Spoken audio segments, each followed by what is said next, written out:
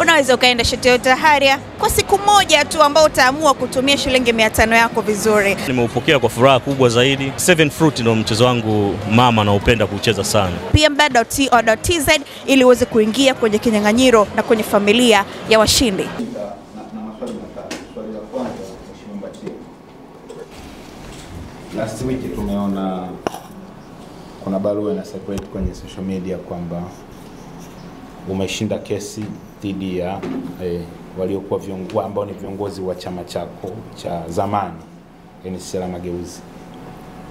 Of course mimi sijapata nafasi ya kuisoma ile document ya mahakama, maamuzi ya mahakama. Watu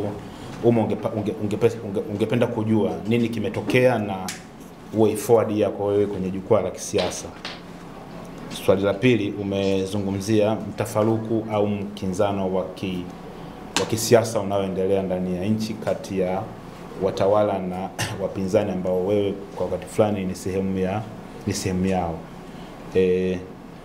Wapinzani wanalalamikia, hasa chama kikuu cha upinzani wanalalamikia sheria na mifumo wanaoita mibovu ya uchaguzi, lakini watawala wanasema reforms zimefanyika na mpaka sasa hatuwaoni kama wana nia ya kusikiliza hawa wanaolalamika kwamba no reform no election. Kwa maoni yako, unadhani tuna uchaguzi utakaofanyika katika mazingira haya ambayo wengine wanatoa, wengine wanasema tunakwenda utakuwa na mwafaka wa kitaifa, na wewe kama mtaalamu wa mambo haya ungependa nini kitokee ili watu wote waende kwenye uchaguzi, washiriki uchaguzi? Swali la tatu, kumekuwa na mitazamo tofauti kuhusiana na hili sakata la Gwajima. Wewe umelaani kwamba hakuna haja ya kufungia kanisa, lakini watetezi wa uamuzi huu wa serikali wanasema kiongozi wa kanisa ni Gwajima na ndio miliki wa kanisa. Incitement hizi alizokuwa alikuwa anazifanyia kanisani. Kwa hiyo ili kuprevent kanisa hili lisitumike au taasisi hii isitumike kwa hiki ambacho serikali kwa maana ya dola imelalamika, isimamishe shughuli za kanisa. Yametoka maoni mbalimbali kwa watu. Nataka kujua wewe kutoka kwako, alichokuwa anakizungumza Gwajima content ilikuwa ni incitement kwa maana ya uchochezi au ni sehemu ya mahubiri ambayo hata wewe ungekuwa mchungaji ungeyahubiri? Shukrani. Nashukuru sana John. Kuna mwingine mwenye swali? Niunganishe wote kwa pamoja. Naona umesummarize kwa niaba ya wengine wote. Nashukuru sana. Nianze na hili la mwisho la Askofu Josephat Gwajima.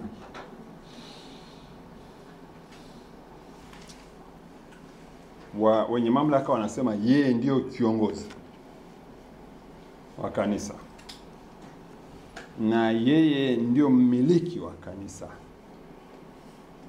Kwa hivyo ndio maana tumelifungia kanisa. Dunia leo ya usuluhishi wa migogoro, nimeisema hata kwenye hotuba yangu, umepata taarifa hizo, sawa? Kuna kuzungumza ana kwa ana. Kwa nini nasema kuna kuzungumza ana kwa ana? Unajua huyu bwana, huyu baba askofu ana following, ana wafuasi. Na utazuia mwanadamu kufanya interpretation, kufikiri tofauti na wewe. Ndio maana Isaac Newton anasema katika kila kani mkabala kuna kani iliyo mrejeo sawa na kinyume. Hiyo ni nguvu asili kabisa, ni sayansi ya kawaida. Sasa unamwita, mnazungumza, usajili wako uko namna gani? Je, unayofanya yanaendana na usajili wako? Ukiona kama kuna kutetereka kwa sababu huyu sio binafsi anayefollow, basi kuna kutoa onyo kali, kuna kumwangalia kwa onyo kali la namna yote ile, labda unampa wiki moja, mwezi mmoja, miezi mitatu. na unatangazia umma, kwa hivyo kutokana na zile sheria na kanuni na taratibu.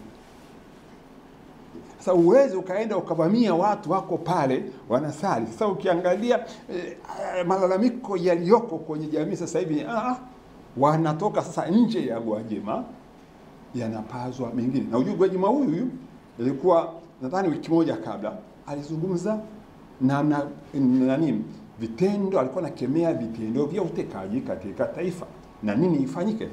Na ujue huyu Gwajima sio askofu tu, ni mjumbe wa halmashauri kuu ya taifa ya sisi. Gwajima huyu ni mbunge mwenye dhamana na jimbo la Kawe. Na ukiangalia mabalozi wa nchi za nje, viongozi wetu wa staafu na walioko madarakani, zaidi ya 90% wanaishi Kawe. Askofu wa mbunge wao ni Gwajima. Kwa hivyo lazima unakaa chini unachambua, ndio nasema ile brainstorm, unachambua. Ukishamaliza kuchambua unafanya classification in terms of quality na quantity. Then you mitigate it. You find a response. Kwenye hotuba yangu nilisema tunatakiwa tuwe na maono ya kuweka mikakati ya kutambua, ambayo ndio nasema hapa, na ya kukinga. To have a strategy how to identify any kind of risk and how to mitigate it. Sasa hili lilikosekana, ndio maana nasema hekima inahitajika mahali popote pale katika kutatua mambo magumu kama haya. Sasa umefanya vile, sasa lime-escalate, limenyanyua hasira zaidi, na yanaibua mambo mengine makubwa zaidi, yanavuka sasa mipaka ya kanisa la Gwajima, yanahamia kwenye sehemu nyingine zaidi hapa. Yaani kuna hapa hili lenyewe, hili ni mgogoro mkubwa kweli kweli, ambao ukilisikia, na mimi naomba chonde madhehebu yetu, kwa mfano interfaith, wapo wayazungumze haya mambo. Wakristo wakae na Waislamu, wale zile organizations zao wayazungumze mapema kabla hayaleta athari zaidi, kwa sababu hili lisinisababishe James nishindwe kuongea na Hemedi.